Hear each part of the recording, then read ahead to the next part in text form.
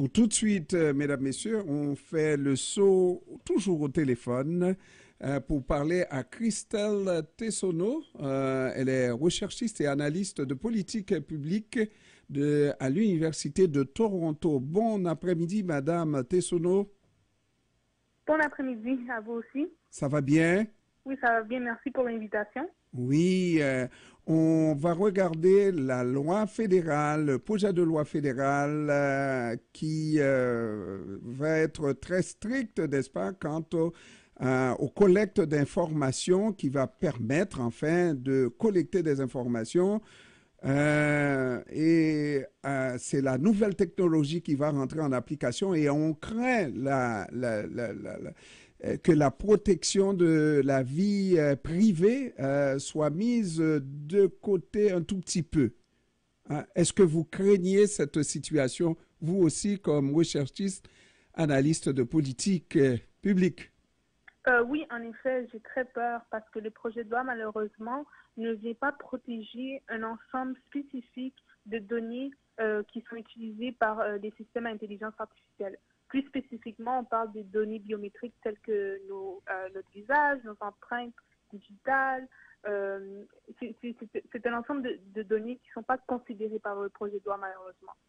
Et qu'on le veuille ou non, c'est des choses qu'on a commencé, des technologies qu'on a commencé à utiliser peut-être il y a déjà bien longtemps, mais là, on formalise la chose.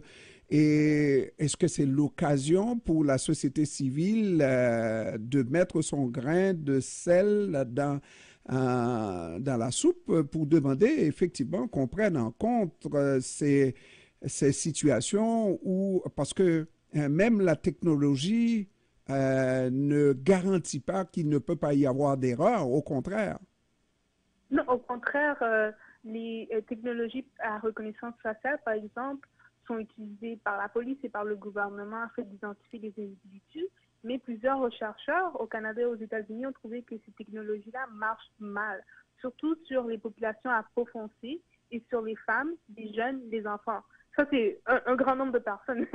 Donc, au Canada, on sait déjà qu'il y a 5 femmes noires dont leur statut de réfugié a été révoqué après l'utilisation de reconnaissance faciale.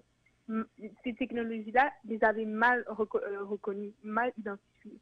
Donc, c'est des problèmes réels. On a 5 cas qu'on connaît, mais il y a plusieurs autres cas qui sont présents. C'est juste qu'on n'a pas assez de documentation à leur sujet. Madame Tessonneau, on est rendu très avancé avec la technologie qui nous permet de sauver des vies. La technologie est extrêmement importante. Mais dans ce domaine-là, est-ce que cette recherche poussée jusqu'à ce niveau-là est justifiée à cause des besoins de protéger justement la population, la sécurité de la population? Quand il est question de sécurité, on est très sensible, tout le monde, même nous de la société civile. Mais est-ce qu'on a besoin de ça? Est-ce que la sécurité de la population est à ce point menacée qu'il faille aller aussi loin que d'utiliser ces technologies de fine pointe et qui qui nous laissent avec des erreurs malgré tout, des possibilités d'erreurs? Oui, je vais amener un bémol par rapport à cette discussion, à cette question-là, que ces technologies-là sont nécessaires afin de protéger la population. La plupart du temps, les gens qui vont dire que ces technologies-là marchent et sont nécessaires, ce sont des compagnies qui essaient de nous vendre leurs produits.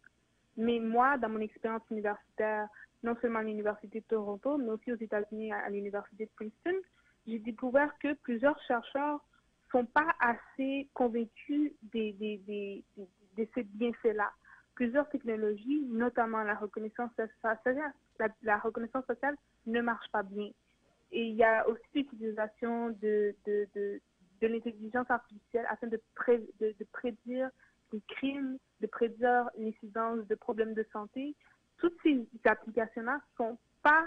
il n'y a pas un consensus parmi les communautés universitaires par rapport au fait qu'elles marchent ou elles ne marchent pas. Donc, la plupart du temps, on va essayer de nous pousser ces produits-là, mais c'est des compagnies qui veulent faire un profit malheureusement. Mais, Et aussi, la plupart des problèmes qu'on a dans la société, problèmes de santé, problèmes de sécurité, tout ça, c'est pas des solutions technologiques qui sont nécessaires. La plupart du temps, ça veut dire qu'on a besoin de plus de staff à l'hôpital, plus de staff dans les écoles, moins de surveillance de la population. C'est comme l'utilisation d'outils techniques n'est pas toujours nécessaire afin de guérir les maux de la société. et effectivement, on va essayer de leur trouver un point pour qu'on soit un petit peu juste. On parle de plus en plus d'espionnage sous toutes les formes. On parle même, pour nous en Occident, de possibilités que d'autres pays viennent s'inférer dans notre système de politique, notre façon de vivre politiquement pour nous tirer vers le bas, changer notre système, etc. Donc, il y a un danger réel et ça, c'est documenté. Est-ce que c'est ce type de technologie-là qui pourrait contrer ce danger-là véritablement? Est-ce qu'on n'a pas autre chose? Parce que là, on va peut-être un peu trop loin. Oui, en effet, on va très loin. Par rapport au danger de l'intervention des gouvernements étrangers, c'est à travers les plateformes sociales, ça veut dire Facebook, Twitter, Instagram et tout ça. Nous, ce qu'on veut vraiment, c'est amener plus de responsabilité, non seulement pour les personnes qui utilisent ces applications-là, mais aussi au sein de ces compagnies-là qui viennent défiler différents types d'informations. Elles devraient être tenues responsables de leur rôle pour partager ces informations-là. L'intelligence artificielle, oui, a un rôle là-dedans, mais c'est aussi une responsabilité des compagnies qui est très importante de soulever dans ces questions-là. Est-ce qu'on est aussi conscient combien nous sommes dépendants de ces plateformes-là, n'est-ce pas, quasi indispensables. Meta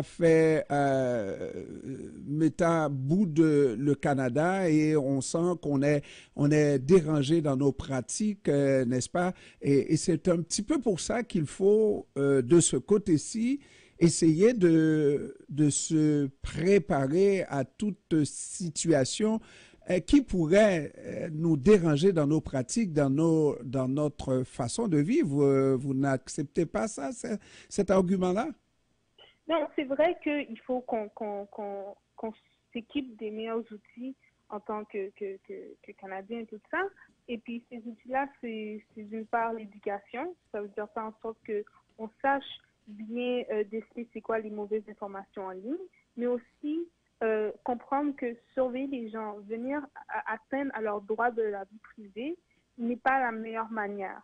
Les Canadiens, c'est pas eux qui viennent mettre des mauvaises informations en ligne, malheureusement. C'est souvent les algorithmes qui viennent amplifier ces types d'informations-là. Et c'est pour ça que responsabiliser les plateformes telles que Facebook, c'est important et une partie de la solution. Je dirais que la solution, c'est pas juste une partie, mais c'est plusieurs acteurs qui doivent vraiment prendre le rôle en compte. Le gouvernement, nous en tant que consommateurs, utilisateurs de ces plateformes-là, et aussi les compagnies. Dernière question, est-ce que c'est tout à fait incompatible l'utilisation de la fine pointe de la technologie, en fait, cette technologie qui fait tellement problème et débat, l'intelligence artificielle et la protection de la vie? Est-ce que c'est incompatible, la protection de la vie privée, tout en utilisant les technologies de fine pointe comme ça? Non, je ne pense pas que c'est incompatible.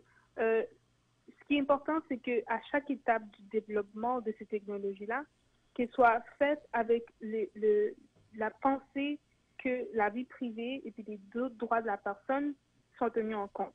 Je ne pense pas qu'ils soient en conflit, mais le problème qu'on voit maintenant, c'est que les compagnies veulent faire de l'argent sur le dos des Canadiens en portant atteinte malheureusement à leurs droits dans la charte. Mais voilà, merci beaucoup Christelle Tessonneau, recherchiste et analyste de politique publique à l'Université de Toronto. Vous parlez un très bon français sans accent, hein? Ah, mais je viens de Montréal. Bon, vous venez de Montréal, j'en doutais, mais le nom Tessono me disait un petit quelque chose, mais c'était pas le British. Merci beaucoup. Merci beaucoup. Passez une bonne Merci. journée. Merci, au revoir.